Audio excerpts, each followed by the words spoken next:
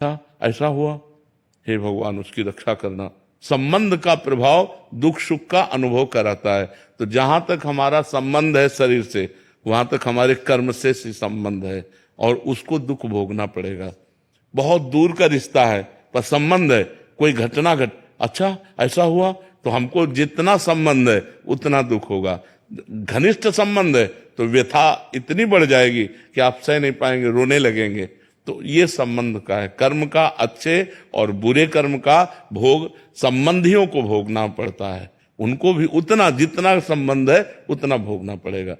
अब हमारा ज्यादा संबंध नहीं है पर सुनने का है, तो एकदम एक थोड़ा सा विषाद हुआ, और भाई मर गया और ज्यादा विषाद हुआ, पुत्र मर गया तो विषाद में एकदम चले गए। तो संबंध का हमारे कर्मों से भी संबंध है। अगर हम अच्छे कर्म करते हैं तो हमारे परिवार वालों को सुख मिलता है, बुरे कर्म करते हैं तो हमारे परिवार वालों को या हमारे संबंधियों को दुख प्राप्त होता है। कर्मों का जाल बिछा हुआ है, उसी से सुख दुख का सबको अनुभव होता है। दिशांत जी, राधे राधे महाराज जी, आपके चरणों में कोटि कोटि प्रणाम। गुरुदेव भगवान, मैं पिछले 6 महीने से अपने पिताजी के जरिए आपसे जुड़ा। आपका सत्संग और एकांतिक वार्तालाप सुनकर भगवान शिव जी की भक्ति में का हृदय में प्रकाश हुआ। पूज्य गुरुदेव भगवान, मन में प्रश्न उठता है कि अनंत ब्रह्मांड के रचयिता व संपूर्ण शक्तियों के साथ शिव जी भगवान हैं। महाराज जी, ये संपूर्ण शक्तियां क्या भगवान जी को कहीं और से प्राप्त होती हैं, या ये उनके स्रोत, उनके खुद का स्रोत है? अपनी वही शक्ति है, वही शक्तिमान, वही सर्व रूपों में है, उनके सिवा कुछ नहीं। कहां से प्राप्त होंगी? जहां से प्राप्त होंगी वो शिव है, वही शिव है जो सर्वत्र है, जो कण कण में व्याप्त है। शिव ही शक्ति है, शक्ति ही शिव है, इतना भी अंतर नहीं है। वही अपने आप से अपने आप का विस्तार करता है, अपने आप से अपने आप का पालन करता है, अपने आप से अपने आप का लय कर लेता है, विनाश कर लेता है। वही शिव है जो अपने आप से अपने आप में खेल रहा है। समझ पा रहे? भजन करोगे तो समझ जाओगे। डॉक्टर आशीष जी, राधा वल्लभ। श्री हरिवंश महाराज जी, आपके चरणों में कोटि कोटि प्रणाम। महाराज जी, आपकी आज्ञा से और सही मार्गदर्शन से लगभग 2 वर्षों से निष्काम भाव से तन्मयता पूर्वक गौ सेवा में रत हूं। अब ऐसा महसूस हो रहा है कि मतलब गौओं का भी कनेक्शन फिट हो गया। महाराज जी, नाम जब जो प्राथमिक था वो अब सेवा के कारण भूल जाता हूं। महाराज जी, क्या ये कोई बाधक तो नहीं होगा सेवा में? थोड़ा सावधान रहिए। भगवान का विस्मरण बर्दाश्त नहीं होना चाहिए। तद विस्मरणेन परम व्याकुलते थी। मां मुनिस्मर युद्ध च, मेरा स्मरण करते हुए युद्ध रूपी कर्तव्य कर्म करो। तो हम गौ सेवा भी भगवान का स्मरण, यद्यपि क्रियाएं ऐसी होती हैं कि जब हम क्रियाओं में ध्यान देते हैं तो भगवान का भजन छूट जाता है, पर अगर हम अभ्यास करें तो क्रिया करते हुए भी भगवान का भजन किया जा सकता है। क्रियाओं को करते हुए भगवान का नाम स्मरण अगर हम करें तो हमारा जीवन और मंगलमय हो जाएगा। नहीं, आज गौ सेवा रूपी क्रिया में भजन छूट रहा है तो हर समय तो गौ सेवा नहीं करते, फिर अन्य क्रियाओं में भजन छूट जाएगा, फिर पुण्य बनेगा, अध्यात्म नहीं पुष्ट होगा। पुण्य तो बनेगा, गौ सेवा करते हो, पर अध्यात्म पुष्ट नहीं हो। और पुण्य टिकाऊ चीज नहीं है।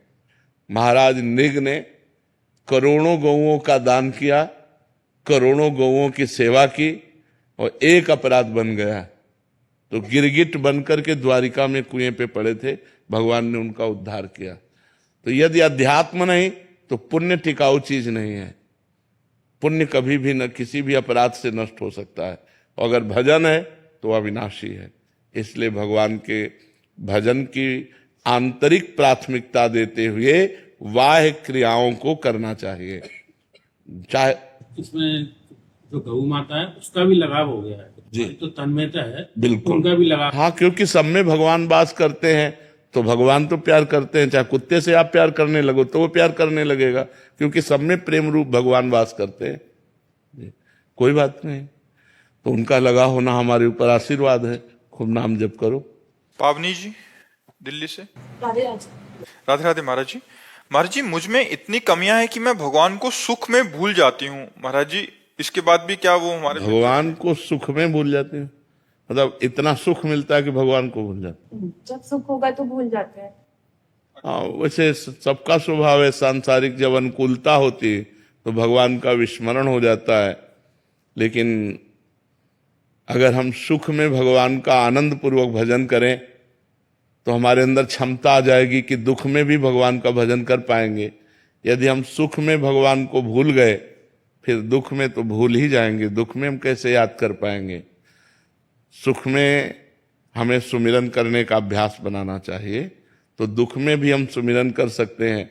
सुख में तो अनुकूलता रहती है, आनंद में होकर तो और भजन होता है, लेकिन वो दिन याद करो जब विपत्ति आएगी, प्रतिकूलता आएगी, क्योंकि सदा समान दिन नहीं रहते। आज अनुकूलता है तो कल प्रतिकूलता आएगी, तब क्या करोगे? जब प्रतिकूलता आएगी तब तो भजन बिल्कुल नहीं बन पाएगा। इसलिए मुझे आज अभ्यास करना चाहिए, अभ्यास पूर्वक भजन। दुख में भी हमें भजन कराओ। जब दुख में भजन होता है तो दुख व्यापता नहीं है, विपत्ति व्यापती नहीं है। तो ये डिप्रेशन क्यों होता है? पाप कर्म के कारण, व्यर्थ चिंतन के कारण, जो ओवर थिंकिंग है, निगेटिव चिंतन के कारण। जब नकारात्मक सोच बढ़ जाती है, ओवर थिंकिंग बढ़ जाती है, तो आदमी फिर डिप्रेशन में पहुंच जाता है। डिप्रेशन में पहुंचने पर चिंता, शोक, भय, मृत्यु ये सब छा जाता है और वो जीवन बिल्कुल नरक जीवन हो जाता है। इसलिए हमें लगता है हम पाप कर्म ना करें, अच्छे कर्म करें और भगवान का स्मरण करने का अभ्यास करें।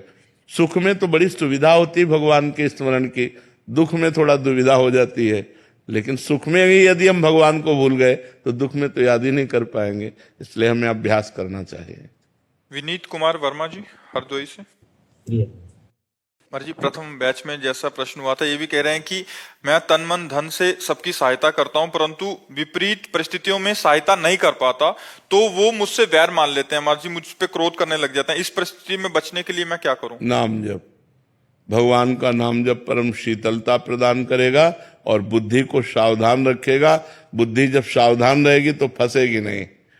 हमारी जितनी बनती है हम दूसरों की सेवा करते हैं, इसके बाद दूसरे हमें गालियां देते हैं। उनका स्वभाव है, ये उनकी आदत है, ये उनका भाव है, हम स्वीकार नहीं करते। हमें आनंद में रहना चाहिए। जब हम दूसरों की बातें स्वीकार करते हैं तब हमारे अंदर जलन पैदा हो जाती कि मैंने इसका मंगल किया, मैंने इसको सहयोग दिया, मैंने इसको हित किया और ये हमें बदले में गाली दे रहा है या प्रतिकूलता दे रहा है या हमारा अहित कर रहा है, तो हमें क्रोध आ जाता है, फिर हम गलत हो जाते हैं। हमें क्रोध नहीं करना चाहिए, उसे छोड़ देना चाहिए। ये उसका स्वभाव है, हमें अपने स्वभाव से चलना है, वो अपने स्वभाव से चलेगा। और इस छोड़ने की सामर्थ्य को नाम जप के द्वारा हम पाएंगे। नाम जप के द्वारा हमारी बुद्धि पवित्र होगी, दूसरा उपाय नहीं है। इसी में सब संसार फंसा हुआ है। नाम जप करो, जितना अधिक से अधिक नाम जप करोगे उतना आप काम क्रोध पर विजय प्राप्त कर पाओगे, उतना हृदय शीतल रहेगा, उतने ही आगे आपको सुख प्राप्त होगा। भूपत जोशी जी। राधे राधे महाराज जी।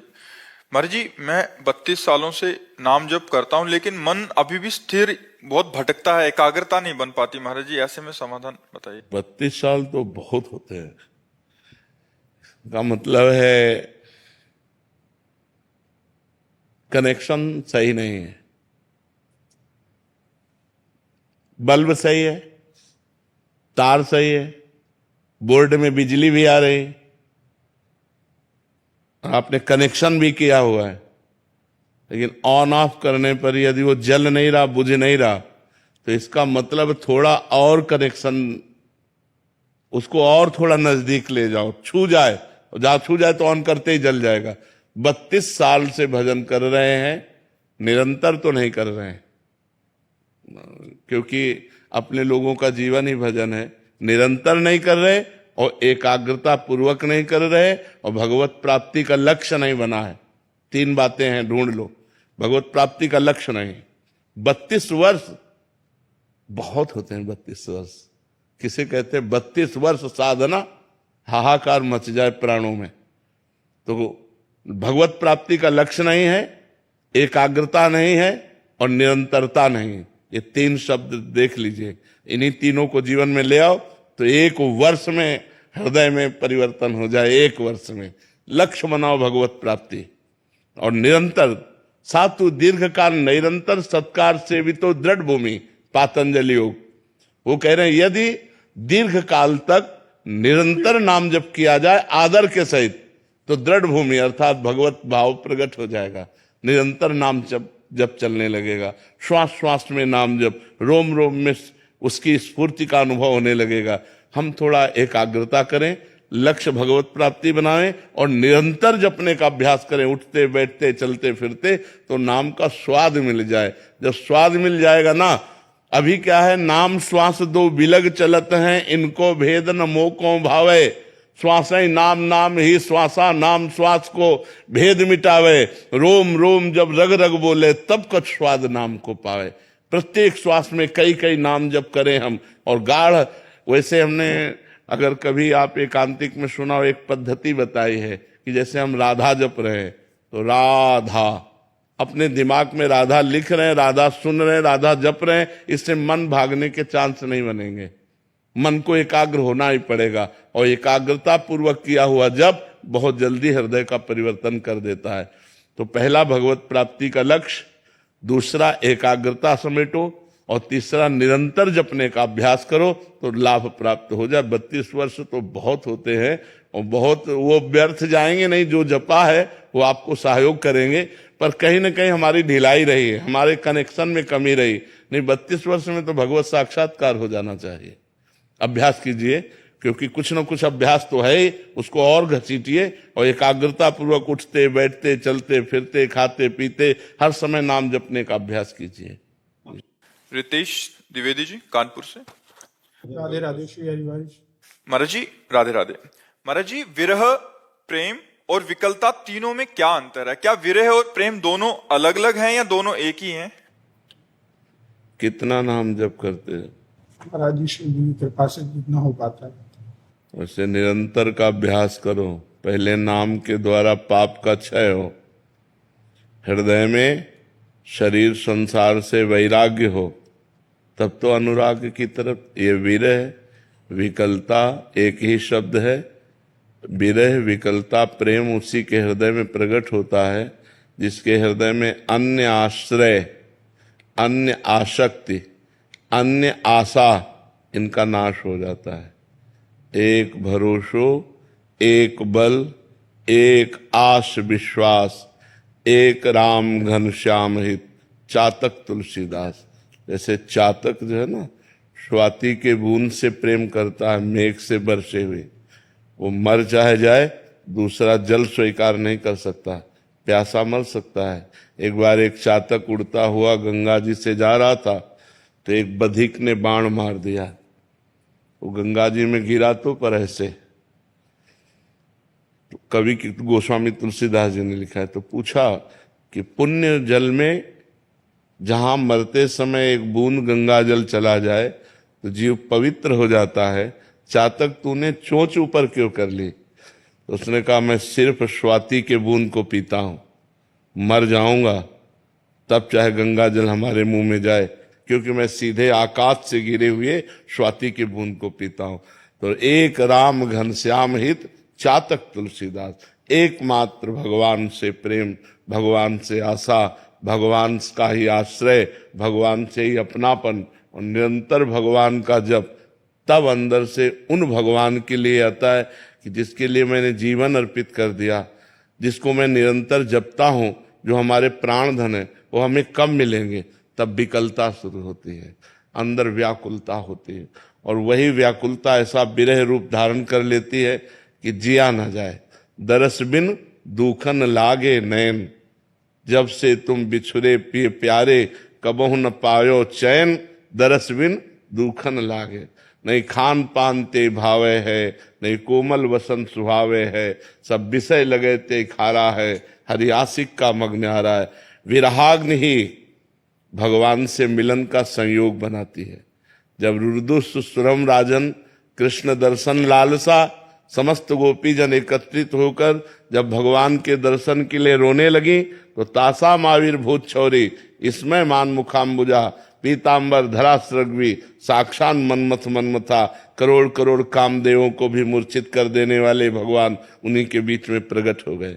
तो जब हमारी ऐसी विकलता हो कि मुझे कुछ और सुहाई न दे, कुछ अच्छा न लगे, लोक परलोक के भोगों से वैराग्य हो जाए, तब भगवान से विकलता होती है। ये विरह बहुत बड़ी संपत्ति है। भगवान के लिए रोना कोई छोटी बात है। लोग रोते हैं भगवान के सामने, लेकिन अपने लिए रोते हैं, मेरा काम बन जाए, मेरी समस्या का समाधान हो जाए। भगवान के प्रेम में रोना, ये तो जगत पावन करने वाला कोई महात्मा होता है। सतरति सतरति सा लोकांतार्यति, जो भगवान के लिए रोए, ये तो बहुत बड़ी बात है। भगवान के लिए विरह, भगवान के लिए व्याकुलता। जिस पर तुम हो रीझते, क्या देते रघुवीर, रोना, सिसकना, तड़पना, आहों की जागीर। आह भरकर हा कृष्ण, हा राधा, और विकल होकर अब सुप्रवाह हो रहा है। उन आंसुओं से जो भूमि भींज रही, जगत पावन हो रहा है। मम भक्ति युक्तो भुवनम पुनातु, मेरा भक्त लोक के लोक को पावन कर देता है। उसके शरीर से स्पर्श की हुई वायु दूसरों को निष्पाप करने लगती है, जिसके रोम रोम में भगवान का प्रेम प्रकट हो जाता है। ये तो बहुत दुर्लभ बात है। खूब नाम जप करो, भगवान के लीला चरित्र सुनो, अच्छे आचरणों वाले बनो। पहले ऐसे बनो, फिर आगे अध्यात्म उन्नति होगी। सुनीता जी दिल्ली से। हाँ जी, राधे राधे महाराज जी। महाराज जी, भक्ति मार्ग में आने वाली बाधाओं को दूर करने के लिए क्या करना चाहिए? भगवान है, आपको क्या दूर करना है? करो सदा तिनके रखवारी, जिम बालक राखे महतारी। भगवान कह रहे मैं अपने भक्त की ऐसे रक्षा करता हूं जैसे अबोध बालक की माता रक्षा करती है। वो अबोध बालक है, कुछ भी खा ले, कुछ भी कर ले, तो माँ काम तो करेगी, पर एक दृष्टि अपने बच्चे पे रखेगी।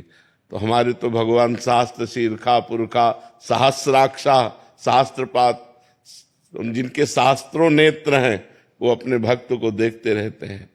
करो सदा तिनके रखवारी, जिम बालक राखे महतारी। पहली बात तो यह है कि हमको बाधाओं की चिंता ही नहीं करनी, क्योंकि बाधा हरण करने वाले हमारे भगवान हैं। अब दूसरी बात है कि जो भगवान के विधान से बाधा आती है, भगवान के विधान से भी आती है। जैसे हमारा शरीर रोग से ग्रसित हो गया, कोई विपत्ति आ गई, कोई घटना घट गई, तो वो भगवान का मंगल विधान मानकर अपने प्रभु के द्वारा दी हुई कड़वी दवा है, उसे हम खा लेते हैं, उसे हम सह जाते हैं। राधा राधा राधा राधा राधा राधा। भगवान के मार्ग में बाधा तभी आपको परास्त कर पाएगी जब या तो अभिमान होगा और या शास्त्र विरुद्ध आचरण जानबूझ के करोगे, नहीं तो बाधा ही नहीं है। हरि स्मृति सर्व विपद विमोक्षणम, भगवान का स्मरण समस्त विपत्ति बाधाओं से दूर कर देता है। तो जब हर समय स्मरण चल रहा, तो विपत्ति बाधा का कोई संयोग बन ही नहीं सकता। कहा हनुमंत विपत्ति प्रभु सोई, जब तो सुमिरन भजन न होई। जब भगवान का स्मरण नहीं होता, भगवान का भजन नहीं होता, तभी विपत्ति बाधा अपना प्रभाव, नहीं तो जहां राधा वहां कहां बाधा। हर समय यदि राधा राधा राधा, तो कोई बाधा ही नहीं है। और जो बाधा आने वाली है, तो वो मालिक हैं, सर्वसमर्थ, हम अपने आप हटा देते हैं। बड़े कृपालु हैं भगवान। तो हम भगवान की शरण में रहकर भगवान का नाम जप करें, तो कोई विपत्ति बाधा हमें परास्त नहीं कर सकती। समझ पाए आप? आशीष डांग जी। राधे राधे, जय श्री राम। गुरुदेव, आपके चरणों में कोटि कोटि प्रणाम।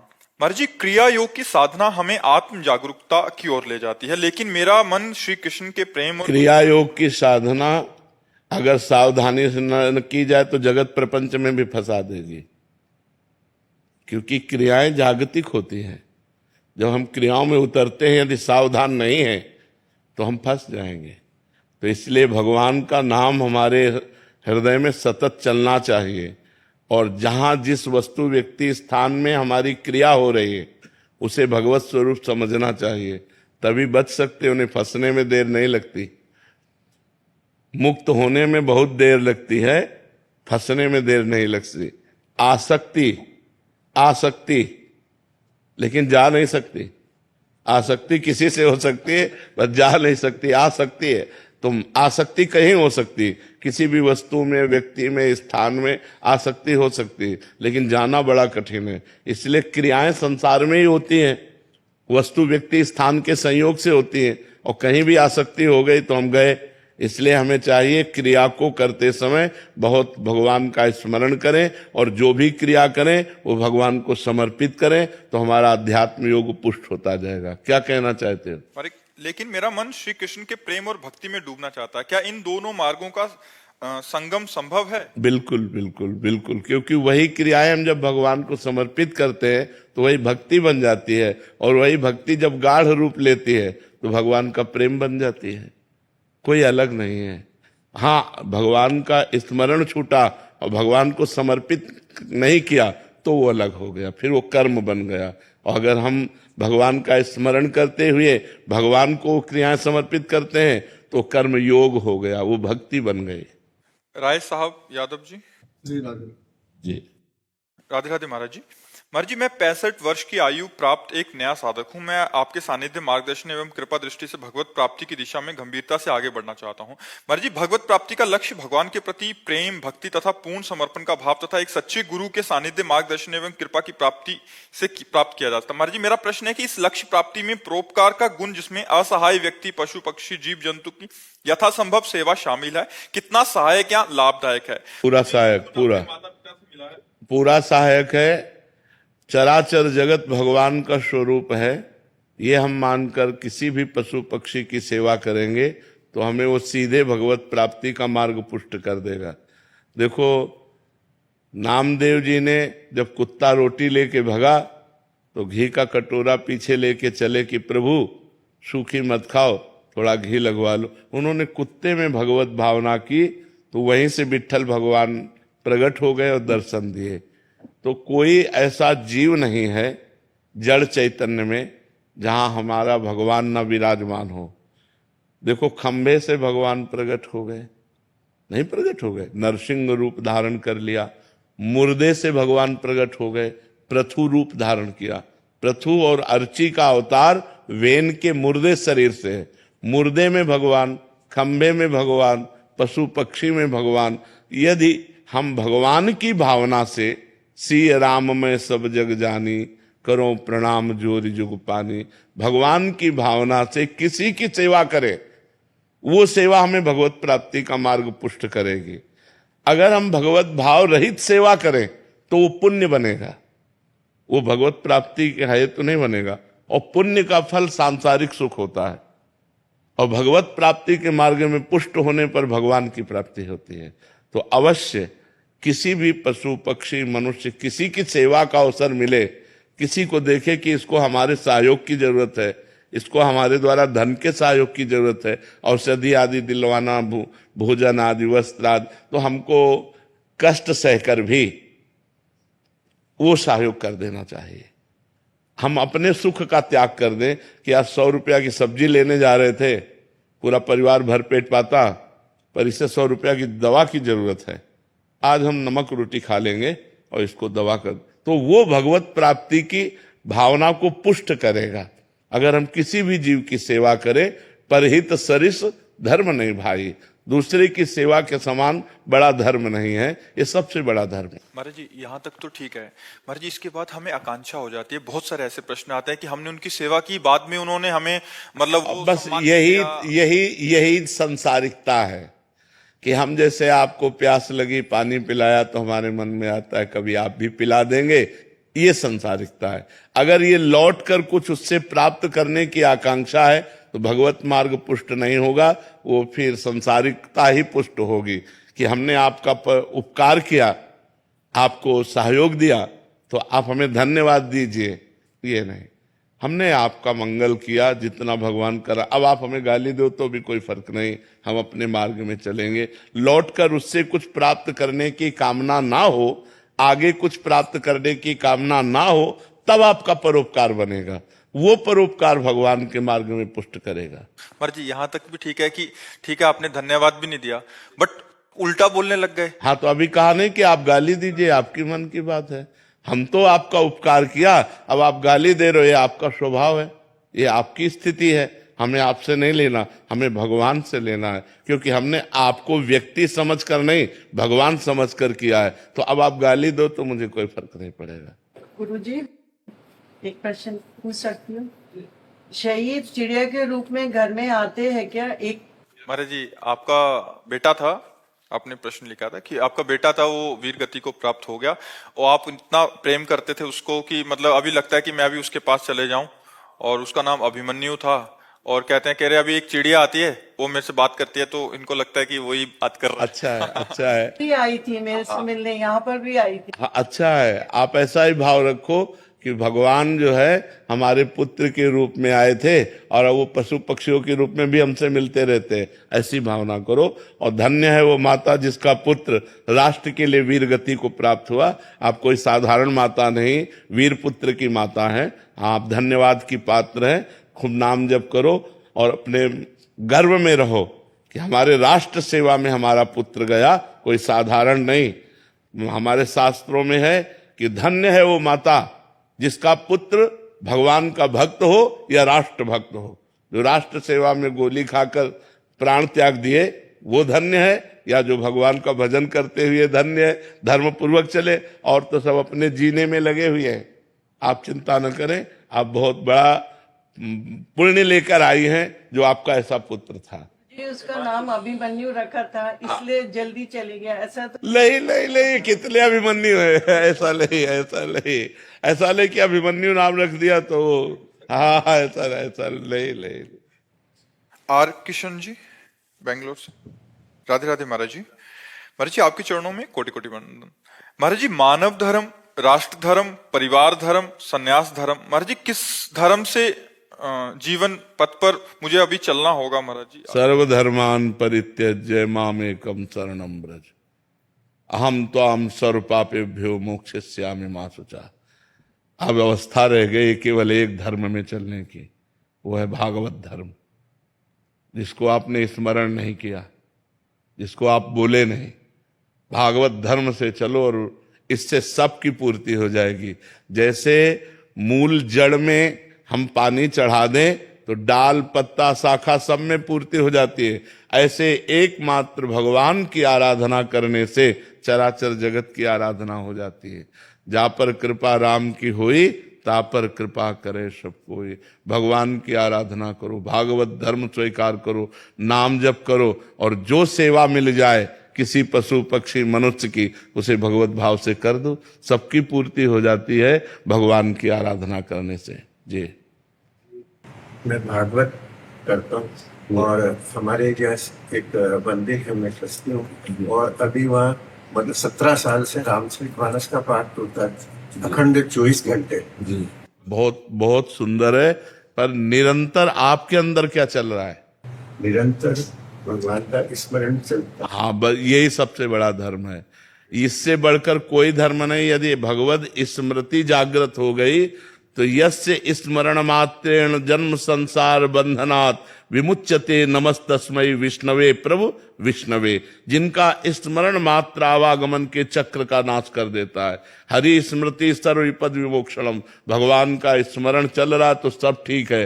और कहे हनुमंत विपत्ति प्रभु सोई, जब तो सुमिरन भजन न होई। अगर अंदर का सिस्टम भजन नहीं कर रहा और बाहर ये सब हो रहा है तो ये बाह्य धर्म है। आंतरिक धर्म में क्या होगा? जैसे सांप अंदर बिल के बैठा है, ऊपर आप सैकड़ों लाठियां मार रहे हो, क्या सांप को कुछ पिटाई हो रही? क्या सांप को कोई फर्क नहीं पड़ रहा?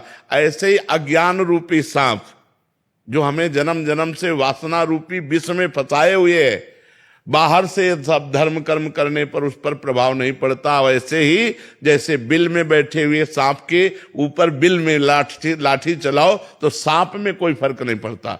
ऐसे ही हमारे हृदय में बैठा हुआ अज्ञान वो तभी मरेगा जब हृदय से हम नाम जप शुरू करें, जब अंदर शुरू करें। हम अपने अंदर राम राम राम, हरि हरि हरि, कृष्ण कृष्ण, निरंतर निरंतर भगवान का नाम सुमिरन करें। सब साधन कर या फल सुंदर, प्रभु पद पंकज प्रीति निरंतर। अंतर रहित भगवान का स्मरण ही भागवत धर्म है। जो निरंतर भागवत धर्म में स्थित रहता है वो सब धर्मों की पूर्ति कर लेता है। महाराज जी, आपने बोला अंदर का भजन। महाराज जी, अभी हम देखते हैं कि 3 प्रकार की कैटेगरी है। एक है जो बिल्कुल भजन नहीं कर रहे, संसारिक हैं। एक है जो एकदम भजन में कर रहे हैं, जो अंदर का जो आपने बताया। और एक बीच वाले हैं महाराज जी, जैसे थोड़ा बहुत पुण्य कर लिया, थोड़ा बहुत दान कर लिया, भागवत जी करा दी, रामायण, तो हमें लगता है कि हमने बहुत कर लिया और इससे हमारा तो महाराज जी इस कैटेगरी वाले बहुत ज्यादा हैं। हाँ, मतलब जो भजन बीच मार्ग पे वाले, चल रहे हैं, हाँ। तो महाराज जी यहाँ आना ही पड़ेगा, तब आना जाके पड़े- शांति आना, मिलेगी। हाँ बिल्कुल, निरंतरता में आना पड़ेगा। जब तक निरंतर भजन नहीं होगा तब तक भगवत प्राप्ति नहीं होगी। निरंतर भजन करना ही पड़ेगा। अनन्य चेता सततम यो माम स्मरति नित्य सह तस्याहम सुलभा पार्थ नित्य युक्तस्य योगिना अनन्यस चिंतयन्तो माम ये जना परिपासते तेषाम नित्याभियुक्ता नाम योगक्षेमम भाम्यम। अनन्य अनन्य अनन्य, अन्य ना चिंतन होने पावे, निरंतर भगवत चिंतन। ऐसा गीता, भागवत, रामायण जितने भी शास्त्र हैं सबका एक मत है, भगवान का निरंतर सुमिरन होना, भगवान का निरंतर भजन होना। आना इसी में पड़ेगा, चाहे इस जन्म में आ जाओ चाहे अगले जन्म में आ जाना। निरंतर भजन करने वाले की ही सदगति होती है। और जो साधन भजन बनता है, पुण्य बनता है, तो और भी लोग तो हैं हमारे, तप लोक, महालोक, जनलोक, सत्य लोक, इनमें जाता है। लेकिन भगवान के नित्य धाम में जाना, जन्म मरण से मुक्त हो जाना, इसके लिए निरंतर भजन की आवश्यकता है। अंतर रहित भजन, निरंतर भजन। महाराज जी अभी जैसे आप थोड़ी देर पहले कह रहे थे कि मतलब अगर भजन का अभ्यास छूट गया तो फिर नीचे आना पड़ेगा, तो महाराज जी ऐसा भी है? हाँ बिल्कुल। अभी एक प्रश्न था महाराज जी कि 2 साल से बहुत अच्छा भजन हो रहा था, थोड़ा विषयों की ओर मन गया तो एकदम भजन छूट गया। बिल्कुल बिल्कुल, इसमें स्थिति तो वही आ गई। हाँ बिल्कुल बिल्कुल। जैसे वो अभी बगल में बैठे हुए यहाँ कह रहे थे 32 साल से भजन कर रहा हूं, तो बिल्कुल इसमें है कि जैसे हम भगवत प्राप्ति नहीं हुई और आप भजन में की चढ़ाई पे चढ़ गए और विषयों का संयोग हो गया, तो आप उतर के जमीन में खड़े हो जाएंगे आके। वो चढ़ाई काम की नहीं हुई। चढ़ाई तब काम की मानी गई जब आप वहां से उतरे नहीं और वहीं खड़े रहे। भले ऊपर नहीं चढ़े लेकिन नीचे तो नहीं आए ना, तो वहीं खड़े रहे, तो आपकी स्थिति मानी जाएगी। इसमें तो बहुत सावधानी रखनी और क्या, तभी तो संत महात्मा जो वास्तविक भजनानंदी हैं, निरपेक्ष रहते हैं, निरंतर भजन परायण रहते हैं, उदासीन रहते हैं, गंभीर रहते हैं। मनोरंजन थोड़ी सुहाई देता है, मनोरंजन में फंसा तो गया, चाहे जितने बड़े भजनानंदी हो। जब भरत जैसे भजनानंदी को मृग बनना पड़ सकता है, तो हम लोगों को सुअर कुत्ता बनने में कितनी देर लगी। भरत चरित्र पढ़ा है ना, भगवान ऋषभ देव जी के पुत्र इतने बड़े भजनानंदी की राज्यपाट छोड़कर गंडकी नदी के किनारे भजन कर रहे हैं, और इतना भजन भागवत में पढ़ के देखो उनकी स्थिति। और हिरण का मोह जागृत हुआ तो उतर के इतना खड़े हो गए कि एक बार भी रामकृष्ण हरि नहीं, उसी हिरण का चिंतन। और अंततो गत्वा उनको हिरण के चिंतन में ही प्राण त्यागना पड़ा और अगला जन्म हिरण बने। महाराज जी ये तो वैसा ही हुआ कि जब तक पूरे रोग की निवृत्ति नहीं हो जाती, हाँ, अगर बीच में- कुपथ्य हो गया तो उससे बढ़कर रोग हो सकता है। हाँ, इसीलिए तो सावधान रहना चाहिए, आजीवन सावधान रहना चाहिए। गृहस्थ आश्रम में ऐसे तो नहीं हो सकता। क्यों नहीं हो सकता? कितने गृहस्थ ऐसे महापुरुष हुए हैं जो विरक्तों के आगे निकल गए, विरक्तों के आगे निकल गए। कितने ऐसे गृहस्थ हुए भरे पड़े हमारे इतिहास में, जो आए एक से एक महापुरुष हुए जो विरक्तों के आगे, विरक्त खड़े होकर उनका आदर करते थे, विरक्त खड़े होकर के उनके आगे हाथ जोड़ते थे।